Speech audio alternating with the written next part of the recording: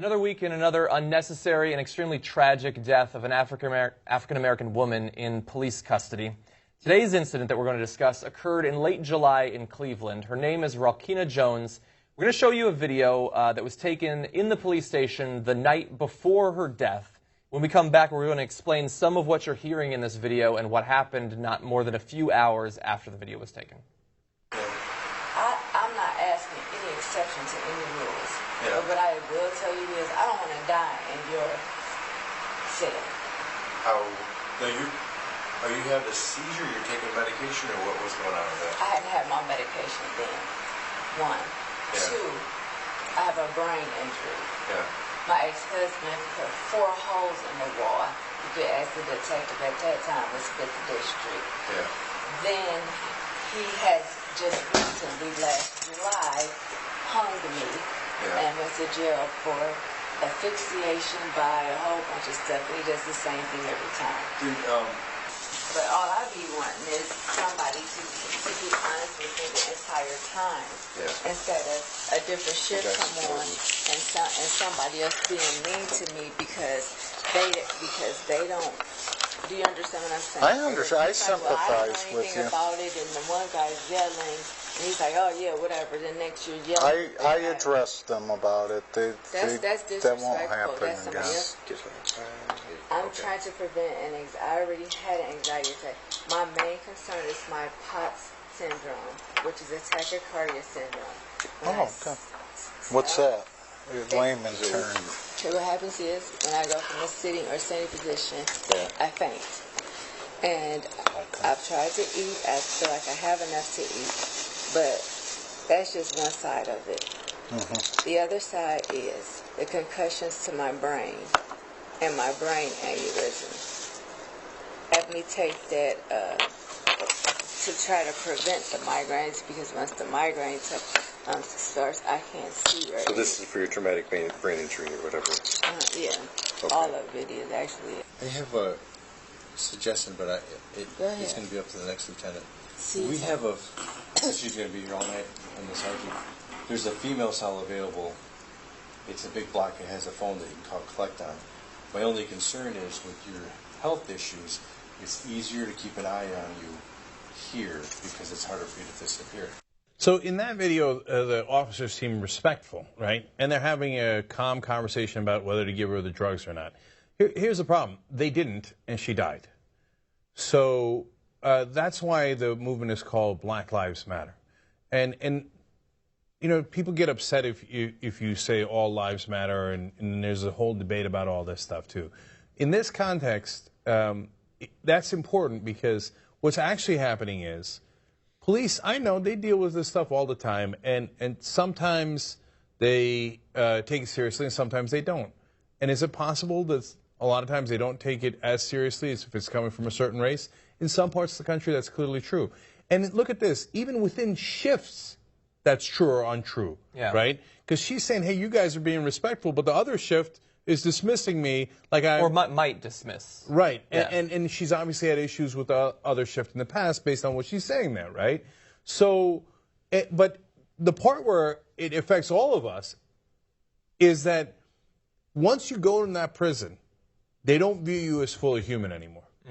And, you know, and her sister later talked about she was a human. She was a human, right? And the thing is, you can't, if you're the officers, whether it's in the initial arrest or when you're holding someone in custody, you can't make life or death decisions on a whim like, nah. You know, people complain all the time, which I'm sure they do, right? So I won't give them their medication. That's not a choice you have. Because people do die. They die all the time. Jones was one of 5 women of color who died in police custody in just the last 2 weeks of July.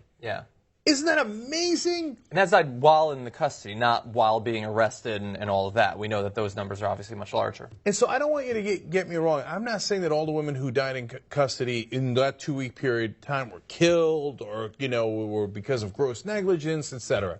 But what I am saying is the minute you step in that cell, no matter who you are, but maybe I think that there's a good point to make that even more so if you're a person of color, that they'd stop treating you as fully human. Yeah. And that's what's leading to all these people dying inside prison because they're like, God, they live, they die. I give them their medication, I don't give them their medication. I just don't care that much. Yeah. That's the heart of the problem. Yeah, and look, we don't, with the officers who are on the video, we don't know. She's saying that they're being polite and helpful. They look like they're being polite and helpful, attentive. He's coming up with different ideas, and he's considering the consequences for going to one cell versus another. But once they switch the shifts, we have no idea how much of that information was passed on to the next shift. If it was passed on in a way that made clear that, look, this isn't just like a suggestion. This isn't my opinion. She is worried that she will die because of her medical conditions if she's not given access to this medication. And in some of these cases, in a lot of the cases that we report on, it's early on, and so we don't have a lot of details about exactly what happened. But in this case, we do know fairly clearly what happened with the video and what happened afterward. I'm going to jump ahead to graphic 12 here. But we see that hours after the video was taken, Jones was assessed by a medical professional because she seemed lethargic. This is just a couple of hours after having that conversation. She was discharged and returned to her cell, not discharged from the entire place, put back into her cell at 10:40, and by the next morning, she was already dead. So she told them she was concerned about dying in the cell. She was medically assessed later for not seeming right, and still, she was dead by the next day. And when you watched that video, did she seem like a person who was on the brink of death that would have died no matter what, no matter where she was? She seemed like a lucid person who understood her medical concerns and the medication that would have treated them. But once she puts in, as Cenk was saying, she no longer has total freedom as a human to take care of her medical needs. She needs to give it to someone else who obviously does not see them as being as important as she does. Okay, so let's break it down in a couple more ways. So, first of all, the concern with giving her the drugs is, what if she's smuggling in drugs? To which I say, whoop-de-frickin-do. Okay, now I know that's a real concern for them, right? But let's weigh the two scenarios here. One is she's not lying about her serious medical conditions that affect both her brain and her heart, and she might die in your jail cell, right? Yeah. As she's saying, literally, I might die in your jail cell, right? Yeah. Or she, in a worst case scenario, she's lying about the whole thing and the drugs are actually not what they say they are, and she's going to get a little high. Okay, so the downside of her getting a little high is not that bad. Yeah. The downside of her dying in the cell is really, really bad. Yeah. Right? So their priorities are all wrong because it's a police state. And in a police state, I can't have anybody breaking the rules by even this much. When they die, I don't really care about that. Yeah. As long as they don't disrespect me and they don't violate my code and my rules by even a scintilla. Okay? Yeah, well, I mean, look, last Friday we talked about the kid Zachary who was shot and killed by police because they thought that he had marijuana, and apparently he did have marijuana, or whatever. Again, the upside and the downside. Somebody smokes the marijuana, oh no. Oh, dear God, no, don't let that happen. On the other hand, you continue with your war on drugs, and sometimes you gun down teenagers because of drugs. And that seems worse. I don't care how many people get high that day around the country. Shooting and killing the teenager, that is worse to me. And the perverse logic is we have to have a war on drugs so we can protect that teenager's health. Well, you didn't protect it very well when you shot him to death. Yeah. Right? Okay, so now back to Jones. Now you tell me again, no matter where you are on the political spectrum or how you view society, do you think those cops give the drugs to that woman if it is their wife? Their wife comes to them and says, I got a concussion issues, I've got heart issues, and I might die tonight. Do you think they get her the drugs? You know they do. No matter who you are, you know they get them. Or if she was rich and well-connected in the community. Or it's the judge's wife. Okay? You know all those people get the drugs, right? Yeah.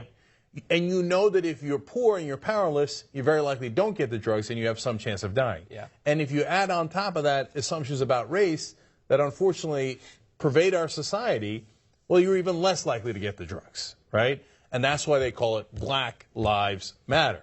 Because so often they think, well, it's not my wife, it's not the judge's wife, and what if she breaks my rules and I get in a little bit of trouble? Well, her life doesn't matter to me that much. Yeah. So I'd rather she didn't get the drugs for fear that I might get in 1% trouble, right? And that's exactly why the movement is actually called the exact right thing. Because you've got to convey to people, her life matters. It matters. It didn't matter to them, and that's why she passed away in that jail cell.